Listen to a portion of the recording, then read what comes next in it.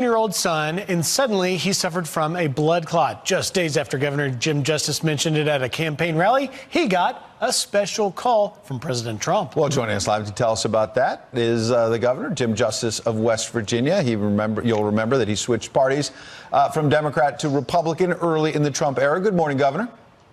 Good morning. How are you guys today? We're doing fantastic, and we hope your son is doing well. Give us an update about how this played out and why you want people to know that the president reached out to show he cares about your family. Well, I know the president really well, and my son's doing great. You know, he's back to work. He was back to work on Thursday. All's good there. But the thing that a lot of people don't know, you know, like I said, I know the president really well.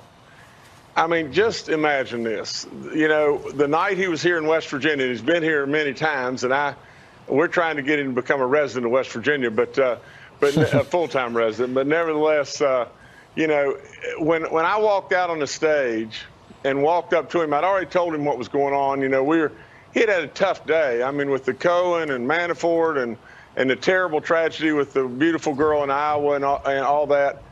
But here he is, you know, and I walk out on the stage and I walk up to him and he puts his arms around me and whispers in my ear and says, you know, he says, as soon as this is over, you get the hell out of here and get back to your son. Well, you know, that's the side of Donald Trump that people don't know. And then, you know, yesterday, you know, I'm just driving down the road, or maybe the day before yesterday, I can't recall.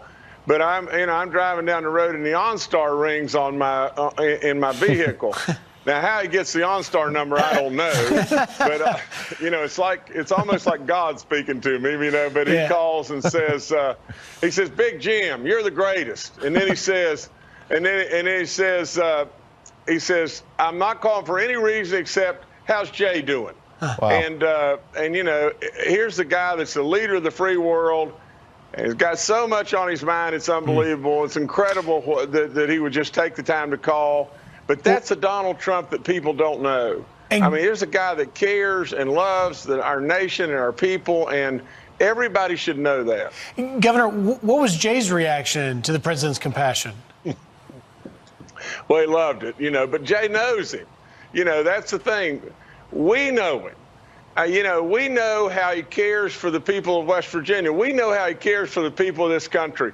Yeah, that's the very thing. Everybody sees this brash guy that is surrounded by a lot of stuff all the time and lots and lots and lots of accomplishments, whether you think about the stock market at 26,000, the military, what he's done there, the tax cuts, on and on and on. Yeah. It's amazing what he's done. Governor, amazing. I appreciate you wanting to come on and talk about the other side of the president, as you say, the compassionate side, but he's in a pickle right now. We can't sweep that under the rug. You've got the special counsel investigation that he's upset about, and then you have what's happening. You mentioned it a minute ago. Cohen, Manafort is back with the special counsel investigation, but the Michael Cohen situation, his CFO has now been granted immunity. The National Enquirer is involved. What's your advice to him this morning about the fact that he really seems to be under fire? Well, I would say it would be more advice to the American people. If the National Enquirer is involved, for God's sakes a living, we need to dial into what this man is doing for this country and where this country was going under Obama versus what this man is doing today.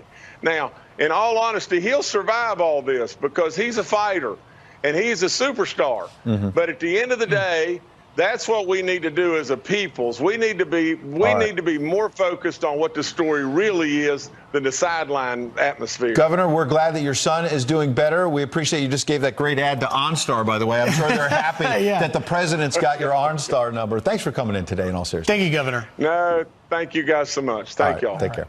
Still ahead, did James Comey lie to Congress about the FBI's probe into Hillary Clinton's emails? A new report just out. And the president's weighing in.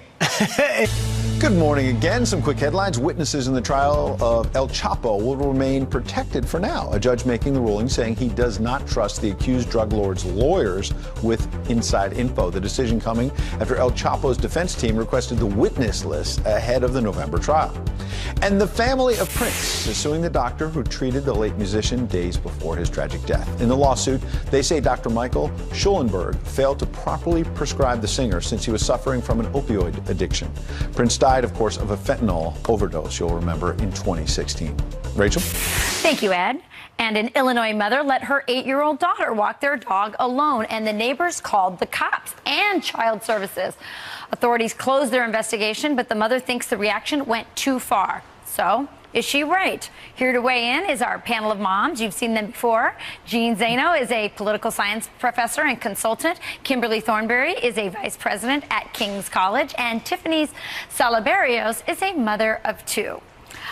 So first of all, we have a statement here from the Illinois Child Services. They said we don't control the calls that come into our hotline. Something made someone think there was a concern, and we don't know without checking it out. Fair enough on their part. But is this just the case, Jean, of a nosy neighbor, or was she just doing the, we tell people if you see something, say something? We do tell people that, and I think what's important is that the neighbor had every right to call if there was concern, but I think the problem here is that the authorities, once they went to the house and spoke with the mother and realized that there was no child 5 or under in that house, to then pursue this for the weeks or months, as the mother reports that they did, is going overboard, because parents have a right to understanding their own children, decide if at the age of 8 it is fine for your child to gain some independence by walking their little dog. That is not something crazy. It's something that every parent can decide for their own child. Some children are ready to do it, others aren't. And the state has to pull back a bit on some of this overkill in terms of watching the way we're parenting. Well, we're seeing cases all over the country of, mom goes into Starbucks to pick up her coffee or whatever, and their Child Protective Services is called. Why didn't the neighbor, Tiffany, just call or just walk up to the house and knock on the door and check in with the mom? There definitely is a disconnect from when Mr. Rogers said, "Won't you be my neighbor?" This is yet another case of the cell phone vigilantes that are just aggressively enacting the police to shame and humiliate their neighbors. Exactly. I really, there's a lack of civility where neighbors can't just walk up. She could have easily gone to that mom and said, "Oh my gosh, she just looks so young and alone," and the mom right there would have been able to respond. "Oh, she's 8. I can see her from my vantage point." But there's a lack of civility, and we're often chiding children about the disconnect of being detached and into their devices. But really, these adults are setting a very bad precedent and example where we need to often correct them on some of their lack of civility. Kimberly, what do you say? What is the effect on kids with all this hyper supervision going on out there? Well, I work at a college, and college used to be a finishing school. Now it's a halfway house because more and more students are coming in without these independent skills that they need. We're all parents here. We all want what's best for our children. And what I'm arguing for is that parents are able to give the children the right to take some risks, to take independence. And we're not saying just go out and do it. We teach before a test. Right. So look both ways. Don't talk to strangers. Come back before dusk. You can give your child some rules. Right, Jean. I mean, she's right. I mean, how do we prepare our kids for the real world, for college, if we don't give them that kind of space? Yeah, very much like Kimberly. We are starting our semester next week, and this whole notion of helicopter parenting has gotten overboard, where you see kids come, and we hear horror stories every year of freshmen who have never been on their own, move into a dormitory setting and are unable to control themselves with the amount of freedom they have because they've never experienced it. That's not what any parent wants. That's not what we want.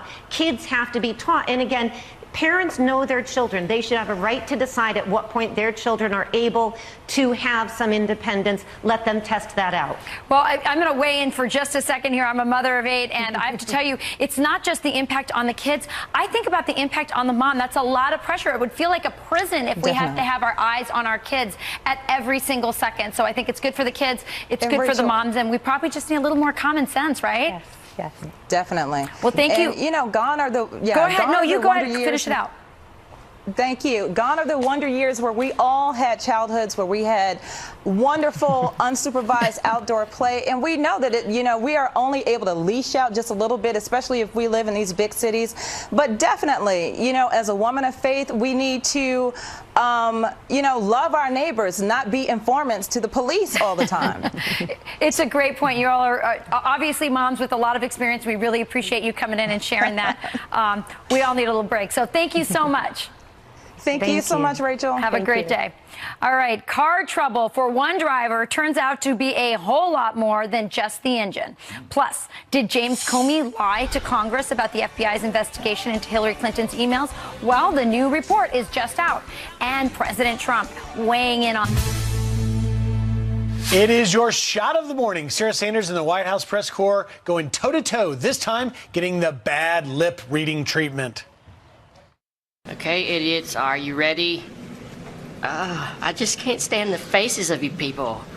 Those dead, questioning eyes. You dummies don't matter. What happens when I scratch a horseradish all over my face? Yeah, when is the Roswell You really thought to take your question? You suck. Hey, the way you talk to me, do you need to talk so evil? Do you need to look like a stuffed baked potato in that Walmart shirt? John Carl, maybe he kind of looks like he's sad, like he's sort of crying, like, but he's a great guy. Teasing him. They matched the voices to the bodies really well, didn't they? Good job with that. Greg Jarrett, we surprised you with that. You never saw it. It's pretty funny. No, it is funny. I just worry what they'll do to you three. Turn it around on us. By the way, the author of the best-selling The Russia Hoax. If you haven't gotten it already, I think like millions of people already gotten it. He gave me a little bit of grief last night for not mentioning it enough last week. We put it on the wall. I'm going to put it on my forehead by the end of this segment because you are the man with the best-selling book, #1. And in all seriousness, it's a wonderful book, and there is a whole lot of information that a lot of people are not covering. There's a huge appetite across America for information other than a few sound bites here and there. That's right. You can't get the truth from the New York Times. If you want it, you'll get it from my book. It's backed up with more than 700 footnotes, so it's well-sourced. And the story keeps moving. You're almost going to have to write book 2 because it keeps developing. We keep learning more and more, and the layers are peeling slowly, not as quickly as some people would like. That's right. And, the latest information is about James Comey and whether, in addition to stealing documents and leaking documents, whether he told the truth to Congress about the Weiner-Abbott laptop emails. Because, in fact, there's a new report about maybe emails they did not examine. He said this to Congress under oath, and then we're going to talk about it. They worked night after night after night, and they found thousands of new emails. They found classified information on Anthony Weiner. Somehow, her emails are being forwarded to Anthony Weiner, including classified information, and then called me the Saturday night before the election and said, thanks to the wizardry of our technology, we've only had to personally read 6,000. Turns out there may have been another 3,000 that needed to be looked at, and the president just tweeted, and we want you to react, Greg. Big story out that the FBI ignored tens of thousands, actually, of crooked Hillary emails, many of which are really bad. Also gave false election info. I feel sure that we will soon be getting to the bottom of all of this corruption. At some point, I may have to get involved. Interesting, he tweets that every week or so. I may have to get more involved. He attacks Jeff Sessions. Is there something else going on here? Well, he wants Jeff Sessions to do it, but you played some of what Comey said. Initially, he said the FBI, and this is a quote, reviewed all of the communications. They did not. There were 700,000 emails on the system. They only looked at 3,077, so that is less than 1%. Wow. So that is alleged lie by Comey, #1. #2 would be when he later said, well, thanks to the wizardry of technology, we were able to determine that the vast majority of those documents were duplicates. On the Weiner laptop. We didn't need to go through all of them. Right. That's mathematically impossible. They found roughly 700,000 documents, and she had 63,000. Remember, she turned over 30,000, deleted 33. That's 63 subtract from 700,000. Roughly 600,000 were never looked at by the FBI. That's alleged lie #2 by Comey. So just to be fair, Fox News, and I'm a reporter, as is Ed, we've got to, put it out there. Fox News has not independently confirmed this report that Comey leaked. But should it turn out to be the case, as is reported, how significant is this a problem for Comey? Well, he's got a lot of problems. He stole government documents and leaked them for the sole purpose of triggering his good friend and longtime partner and ally as special counsel, Bob Mueller. And it also appears that there is substantial evidence that for political reasons, he cleared Hillary Clinton in the face of compelling and overwhelming evidence that she committed crimes. And his third problem is that he signed off